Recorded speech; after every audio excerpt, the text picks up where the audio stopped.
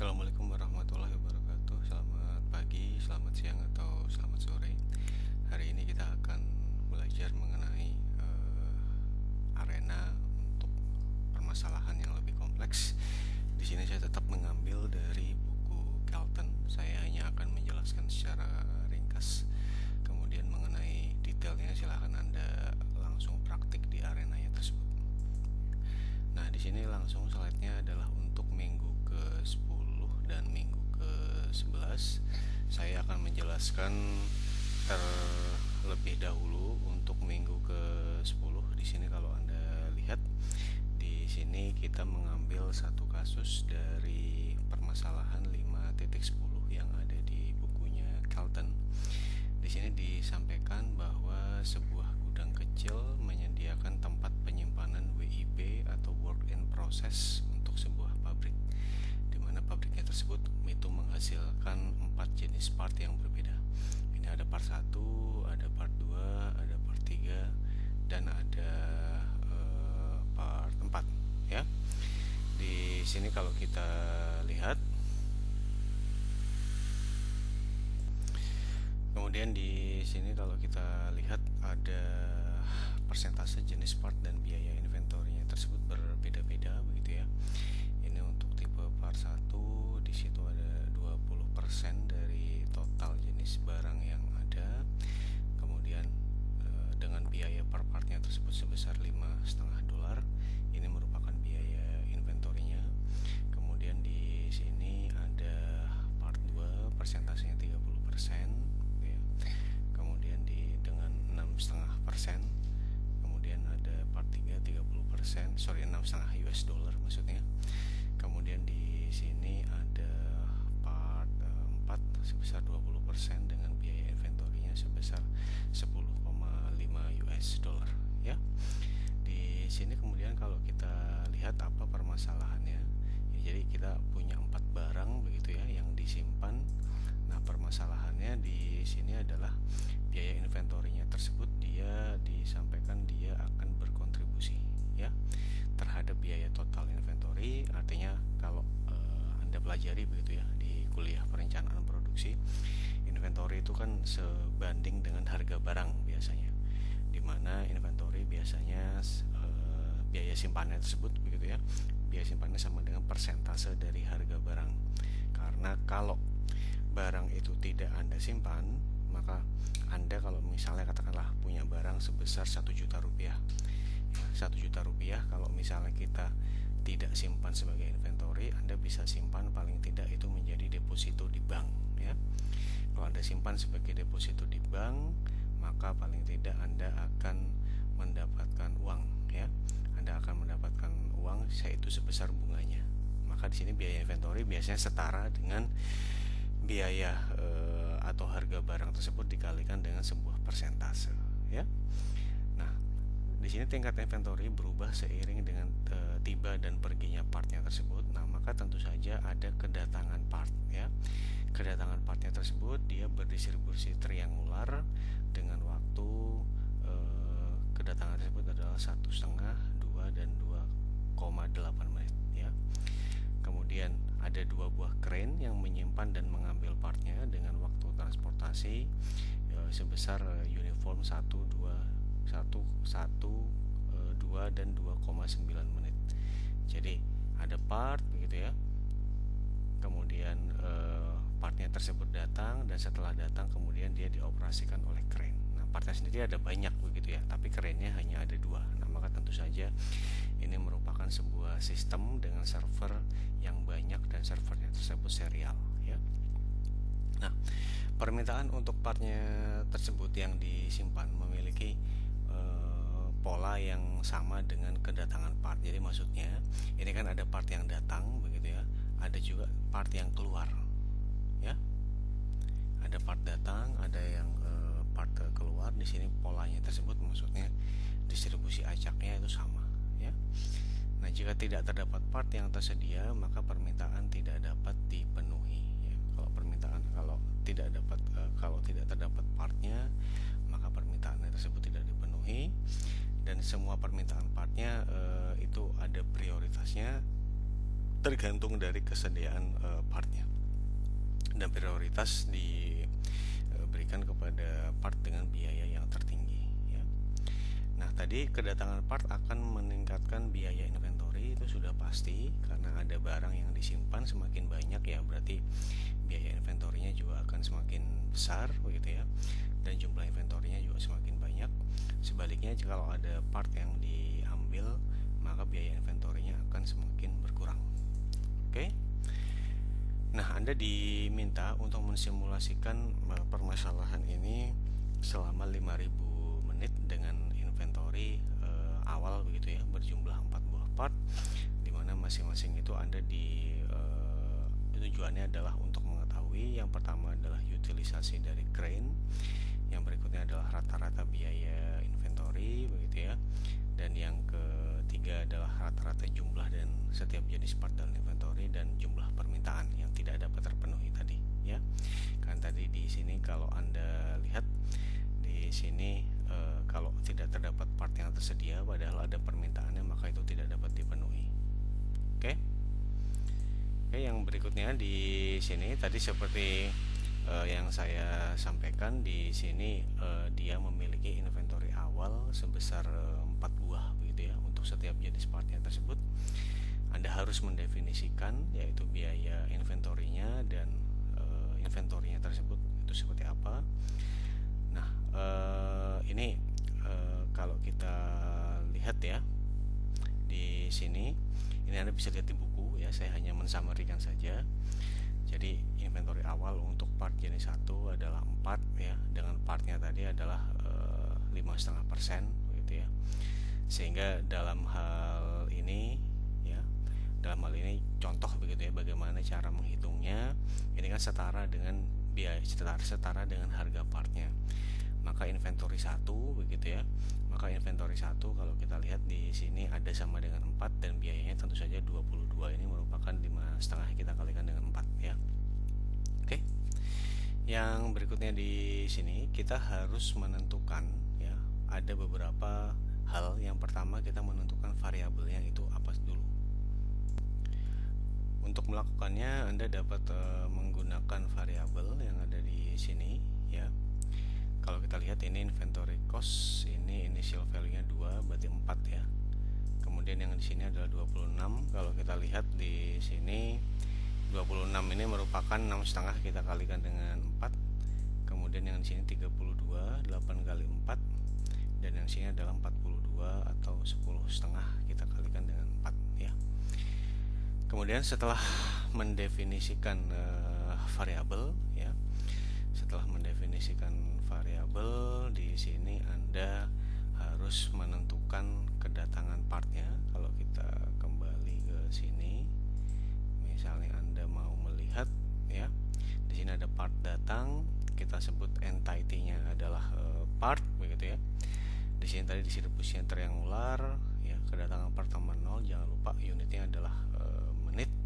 Di sini entitasnya adalah 1. Di sini kalau kita jumlahnya maksudnya, sehingga kalau Anda lihat di sini ada entity, di sini ada part begitu ya. Di sini ada part, di sini kemudian ada gambar yang diperlukan dan sebagainya. Ya. Oke, kemudian kalau kita lihat lagi yang berikutnya, untuk menentukan jenis partnya tersebut Anda bisa mencoba melihat di yang berwarna itu. Di sini kalau Anda lihat ya, di sini kalau kita lihat ya, ada angkanya sebesar 20, 30 dan 30, itu tergantung dari soal yang diberikan di buku teks kita ya. Kemudian yang berikutnya ini ada biaya inventory. Contoh kalau misalnya Anda ingin menambahkan biaya inventory, nah ini tadi gunanya menggunakan variabel ya. Jadi kita harus mendefinisikan untuk keseluruhannya, ada biaya inventory part 1, ada biaya inventory part 2 dan seterusnya sampai dengan biaya inventory part 5 ya. Kalau kita lihat di sini, ini bagaimana cara mendefinisikannya ya. Jadi variabel name-nya kita beri nama tadi inventory cost 1, artinya ini merupakan biaya inventory untuk barang yang pertama begitu ya. Nah, Nah, kemudian cara mendefinisikannya di sini adalah biaya inventory cost 1 setiap kali ada barang datang begitu ya. Ini kan ada barang datang di sini. Kalau misalnya dia memang masuk ke part 1 ya berarti Anda tambahkan sebesar harga barangnya tersebut atau sebesar 5,5 US dollar ya. Begitu pula kalau kita mencoba melihat di sini, maka ini adalah kita lihat biaya inventory cost 2 ditambah 6,5 US dollar ya. Nah, yang berikutnya kalau kita lihat ini pada saat kita crane ya tersebut menyimpan partnya. Di sini kalau Anda lihat tadi sebenarnya uniform atau triangular. Kalau kita lihat crane-nya adalah uniform, salah tadi ya, saya kira triangular. Crane-nya distribusi uniform 1,2 dan 2,9. Di sini kalau kita lihat ini ada crane menyimpan partnya tersebut ya. Kalau kita lihat di sini, ini misalnya kita edit ya. Di sini transfer part 1 ke gudang, Anda menggunakan resource-nya itu adalah crane ya. Resource-nya adalah crane. Ya. Kemudian di sini dia karena dia menggunakan begitu ya, kemudian Anda akan melakukan delay selama proses transfernya tersebut ya, maka di sini akan menggunakan sales delay release gitu. Di sini ada uniform 1,2 sampai dengan 2,9 ya. Dan di sini Anda harus melakukan hal yang sama. Nah, ini bukan crane yang berbeda ya. Crane-nya tentu saja crane yang sama. Kalau Anda lihat di sini ya. Resource-nya tetap menggunakan crane. Kalau Anda ingin melihat, Anda bisa klik di sini ada resource ya. Di sini kalau Anda cek begitu, nah di sini dia tetap menggunakan crane ya. Ini adalah crane, jadi crane-nya disebut ini enaknya kalau menggunakan arena ya. Kalau menggunakan Excel kan harus didefinisikan satu persatu, crane 1, crane 2 dan seterusnya, dan itu agak merepotkan. Apalagi kalau sistemnya adalah sistem yang paralel seperti ini. Tapi kalau menggunakan arena begitu ya. Di sini Anda sudah lihat bahwa di sini pada saat kita mendefinisikan kapasitasnya 2 ya, maka dia sudah mencukupi ya. Nah, di sini Anda harus mendefinisikan semua. Ini pun sama kalau kita lihat ya. Di sini ada crane juga. Jadi tetap menggunakan resource yang sama, yaitu resource-nya crane. Nah, kemudian Anda menyimpan partnya tersebut. Di sini tadi sudah saya tunjukkan di resource-nya. Intinya di sini Anda membutuhkan resource-nya tersebut berupa crane, dan di sini kita ada kapasitas sebanyak 2 ya. Nah, ini Anda harus kalau ini kan biaya inventory begitu ya yang Anda hitung. Jadi ada variabel tadi inventory cost. Di sini kalau kita lihat lagi, ini ada juga variabel yang disebut sebagai inventory. Jadi inventory cost untuk menghitung biaya inventory. Sementara kalau inventory ini untuk menghitung biaya inventory-nya. Ada inventory 2, 1 dan seterusnya ya. Ini adalah jumlah awal, initial values-nya. Initial values-nya adalah 4 semuanya ya. Ini adalah tadi biayanya. Oke. Nah, kalau kita kembali ke sini, contoh misalnya Anda menambah biaya inventory, ini mirip sekali dengan yang kita menggunakan assign yang ada di sini tadi ya. Saya belum menjelaskan tadi bahwa kita menggunakan assign untuk menambah biayanya tersebut begitu ya. Di sini kalau kita lihat ini ada variabel, ada inventory 1 begitu. Kalau kita lihat ini inventory 1 ditambah 1 ya. 1 itu tentu saja adalah 1 unit setiap kali ada barang yang datang ya. Oke. Nah, di sini Anda harus bisa melakukan recording begitu ya. Anda bisa melakukan recording, yaitu kalau kita lihat di sini ya. Di sini Anda bisa melakukan recording. Ini adalah jumlah inventory part 1, nilainya adalah inventory 1 begitu ya. Dan kalau yang di sini adalah inventory biaya inventory dan seterusnya. Di sini kita melihat, Anda bisa melakukan exercise sendiri ya nanti pada saat melihat arenanya tersebut. Kemudian kalau kita lihat, sehingga di sini kita sudah mendapatkan model penyediaan keseluruhan untuk gudang tersebut ini ya. Di sini ada barang datang begitu ya. Nah, tentu saja Anda harus mengurangi biaya inventory begitu ya. Ada biaya inventory yang dikurangkan kalau barang itu pergi begitu ya. Kalau barang itu apa tuh namanya? Sudah pergi ya. Begitu pula kalau di sini kita punya permintaan datang. Nah, tadi kan kalau ini kan ada part yang datang ya. Kalau ini ada part yang datang, kemudian kalau kita lihat di sini ada permintaan yang datang ya.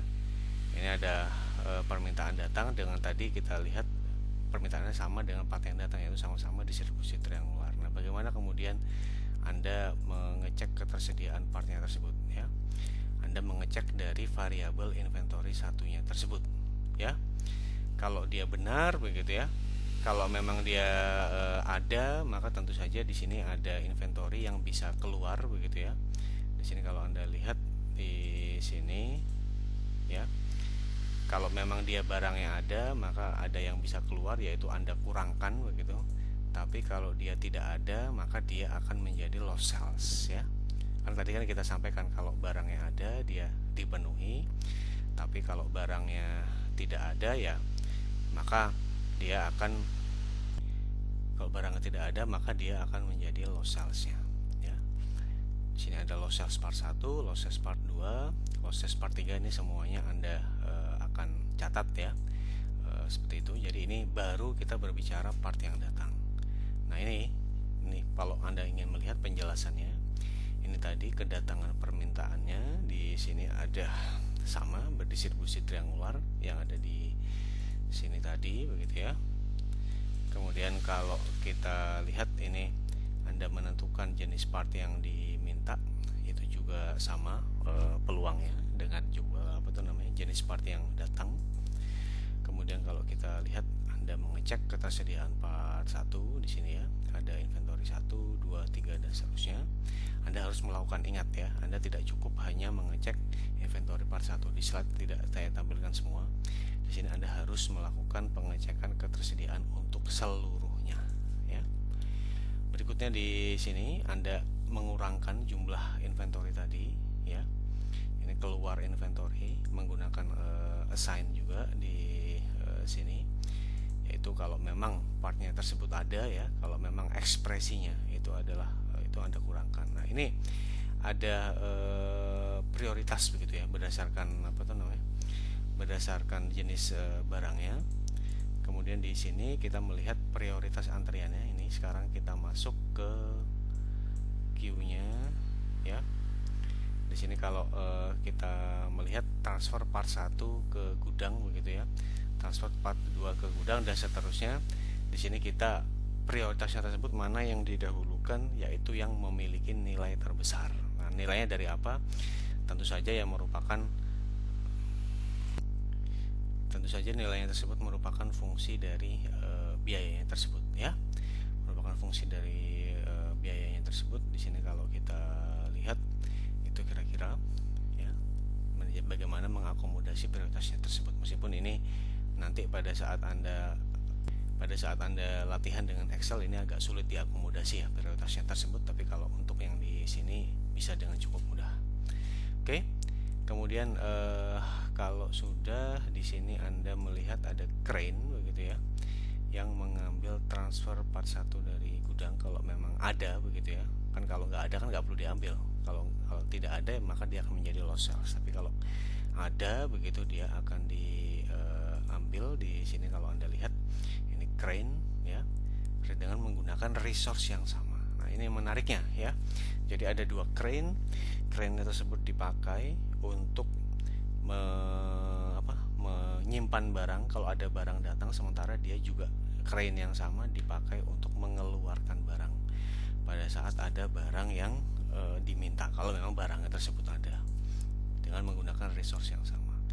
Nah, ini tadi sudah saya sampaikan, kalau memang dia itu ada ya, maka di sini Anda di menu assign tersebut dia juga akan mengurangi biaya inventory-nya sebesar $5,5 ya. Anda kurangkan begitu di sini inventory cost 1, yaitu inventory cost yang sudah ada sekarang, variabel inventory cost 1, kemudian Anda akan kurangkan sebesar 5,5, itu sesuai dengan nilainya tersebut ya. Kemudian di sini ini lost sales tadi yang saya sampaikan, jumlah lost salesnya itu ya.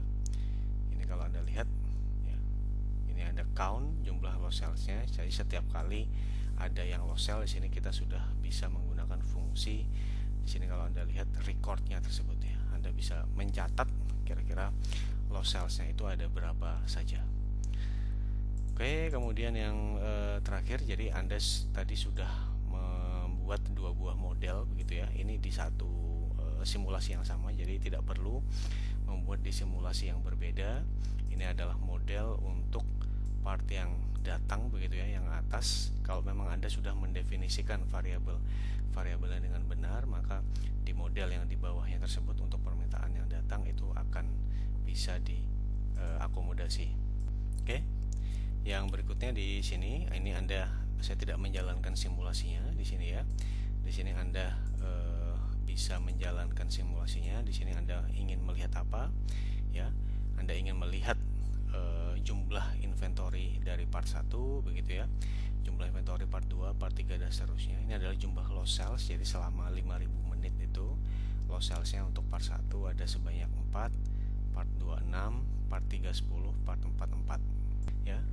Anda juga diminta untuk menghitung utilisasi dari crane-nya. Ternyata utilisasi crane-nya sangat tinggi ya, berarti dia sibuk sekali. Untuk kedua crane-nya tersebut utilisasinya sebesar 0,9508% ya. Oke, itu kira-kira untuk bagian yang pertama. Kita masuk ke bagian yang kedua. Di sini ada deskripsinya. Ada sebuah bandara, dia memiliki jumlah penerbangan internasional yang terbatas dan memerlukan proses imigrasi dan bea cukai begitu ya. Kemudian pihak pengelola bandara ingin mengevaluasi pengalokasian pegawai pada proses bea cukai tersebut serta menetapkan kebijakan ya jumlah penumpang yang harus dilakukan pengecekan. Jadi kalau penumpang yang datang, dia akan melewati proses imigrasi ya, yang tidak dimodelkan dalam sistem ini. Setelah itu mereka akan mengklaim bagasi mereka dan menuju bea cukai. Dan waktu antar kedatangan penumpang ke bea cukainya tersebut dia berdistribusi eksponensial sebesar 0, eksponensial 0, dengan rata-rata 0,2 menit ya waktu antar kedatangannya. Nah awalnya begitu ya, Anda akan melakukan kalau rencana awal melakukan assignment jumlah 2 pegawai bea cukai untuk penumpang yang tidak diperiksa tasnya tersebut dengan lama pelayanan distribusinya itu eksponensial 0,55 menit ya. Nah kemudian kalau kita lihat kemudian ada sebuah metode baru yang dikembangkan oleh seorang analis, yaitu untuk menentukan perlu atau tidaknya penumpang atau tas penumpang tersebut diperiksa ya. Dan keputusan tersebut dibuat ketika penumpang memasuki antrian bea cukai ya. Jadi Anda membangkitkan distribusi Poisson dengan rata-ratanya itu adalah 7, sudah pasti tentu saja ini adalah sesuatu yang sifatnya diskrit begitu ya. Nah kemudian nilai tersebut ditambahkan dengan 1 untuk menghindari nilai 0 begitu, karena kalau Poisson minimalnya adalah 0 begitu ya. Kalau minimalnya 0 kan berarti kan kalau nilainya 0 tidak ada kemungkinan begitu ada penumpang yang tidak diperiksa. Nah itu kan harus dihindari, sehingga dalam hal ini supaya menghindari nilai yang 0 tersebut, maka di sini Anda ditambahkan nilai dengan 1 ya. Nah kemudian penumpang yang tiba dalam antrian dipisahkan ke dalam antrian yang kedua untuk diperiksa tasnya begitu, kemudian dibangkitkan lagi dan seterusnya, sehingga proses pengambilan keputusannya tersebut akan selesai ya. Nah jadi intinya apakah penumpang tersebut diperiksa atau tidak itu tergantung dari apakah distribusi Poisson yang dibangkitkan itu sesuai dengan nomor penumpang tersebut ya. Kalau dia diperiksa begitu, maka di sini dia kemudian akan dilayani oleh seorang pegawai dengan distribusi yang eksponensial sebesar 3 menit ya. Nah Sementara penumpangnya sendiri itu berasal dari sebuah pesawat begitu ya. Di sini kalau kita lihat pesawatnya tersebut dia distribusinya seragam antara 240 sampai dengan 350 menit begitu ya. 240 sampai dengan 350 penumpang begitu ya. Simulasinya dijalankan sampai penumpang tersebut selesai diproses. Di sini Anda diminta untuk mengembangkan simulasinya dengan 20 replikasi. Ini adalah beberapa hal. Yang pertama, waktu dalam sistem untuk seluruh tipe penumpangnya itu. Yang berikutnya adalah jumlah dari penumpangnya, dan yang ketiga adalah utilisasi dari agen yang memeriksanya tersebut ya. Di sini kalau kita lihat ini ketibaan penumpang atau kedatangannya. Di sini dia distribusi eksponensial dengan waktu antar kedatangan sebesar 0,2 menit ya. Di sini kalau kita lihat, nah ini kan waktu antar kedatangan pesawat begitu ya. Pesawatnya 0,2 menit. Nah, sementara di sini kalau kita lihat dalam satu pesawat itu jumlahnya sebesar 240 sampai dengan 350 ya. Jadi itu cara kita mengakomodasi jumlah penumpang yang ada di dalam satu pesawat. Kemudian kalau kita lihat ya, ini adalah jumlah penumpang yang diperiksa. Jadi bagaimana Anda menentukan jumlah penumpang yang diperiksa? Di sini kalau kita lihat ya, ini Anda menentukan dulu variabelnya. Di sini ya. Ini Anda menentukan variabel jumlah penumpang yang diperiksa. Jadi kalau kita lihat di sini, kalau kita kembali ke sini menentukan jumlah penumpang yang diperiksa, ini kalau nilainya tersebut ya sama dengan 1 ditambah distribusi Poisson dengan nilainya tersebut 7 rata-ratanya begitu ya. Rata-ratanya 7, maka dia ditambah jumlah penumpang yang diperiksa, maka dia akan masuk begitu ya. Nanti kalau Anda lihat di sini tadi ya. Kalau Anda lihat di sini, kalau intinya ya, Anda sesuai dengan distribusi Poisson tersebut, Anda bangkitkan dengan distribusi Poisson, katakanlah ke distribusi Poisson tersebut ketemu dengan angka 5 begitu ya. Kemudian kebetulan itu tepat dengan penumpang yang nomor 5. Nah, maka penumpang yang nomor 5 tersebut akan Anda periksa begitu ya. Kalau tidak ya berarti ya tidak begitu. Tapi itu kira-kira caranya untuk mengecek apakah jumlah penumpang tersebut akan Anda periksa atau tidak begitu ya. Kemudian kalau kita lihat yang ada di sini, ini adalah, jadi kalau kita lihat ini ada jumlah penumpang yang sebentar salah saya. Nah ini ya, jumlah penumpang yang diperiksa di sini kalau kita lihat ya, ini menentukan jumlah penumpang yang diperiksa. Kalau kita lihat di sini ya, tadi dari variabelnya tersebut kalau Anda lihat di sini, ini value-nya kita tulis dengan identification. Kemudian kalau kita lihat ini jumlah penumpang yang diperiksa, kemudian entity type-nya ya, berarti kalau kita lihat di sini ada penumpang yang diperiksa ya. Berarti kalau sudah dia diperiksa tersebut, dia akan diperiksa oleh bea cukainya ya. Ini tidak terlalu sulit kalau dalam hal ini. Ini ada bea cukainya, Anda menggunakan resource-nya tersebut adalah agen bea cukainya. Ya, di sini kalau kita lihat resource-nya ada agen bea cukainya dengan 2 orang. Kalau yang memeriksa tersebut adalah 1 ya. Terus saya lupa dari berapa yang memeriksa. Penumpang yang diperiksa ya 1 orang, sementara penumpang yang tidak diperiksa ada 2 orang. Anda bisa cek nanti di soalnya dari textbook. Kemudian kalau kita lihat lagi di sini ya, kemudian ini ada resource-nya tadi ya.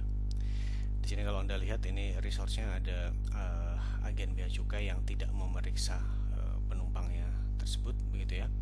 Kemudian juga ada agen bea cukai yang memeriksa gitu ya. Ada agen bea cukai yang memeriksa. Kemudian kalau kita lihat lagi sini, sehingga ini Anda sudah mendapatkan model keseluruhannya. Sehingga berikutnya di sini Anda bisa mensimulasikan ya. Ini ada jumlah penumpang yang diperiksa 36, penumpang tidak diperiksa 5 begitu ya. Ini ada berapa yang masuk, berapa yang keluar, dan seterusnya. Di sini kalau kita lihat, ini kemudian ada beberapa utilisasinya, ada beberapa ukuran performansi yang bisa Anda lihat ya. Ini tidak lebih kompleks daripada model inventory tadi, tapi satu teknik yang baru yang Anda pelajari tadi adalah bagaimana kita melakukan identifikasi. Dengan kasusnya adalah dengan distribusi Poisson ya. Saya kira demikian untuk arena untuk minggu ke-10. Penjelasannya seperti yang saya sampaikan singkat, justru Anda harus banyak mengeksplorasi dari latihan-latihan. Jadi silakan Anda melatih secara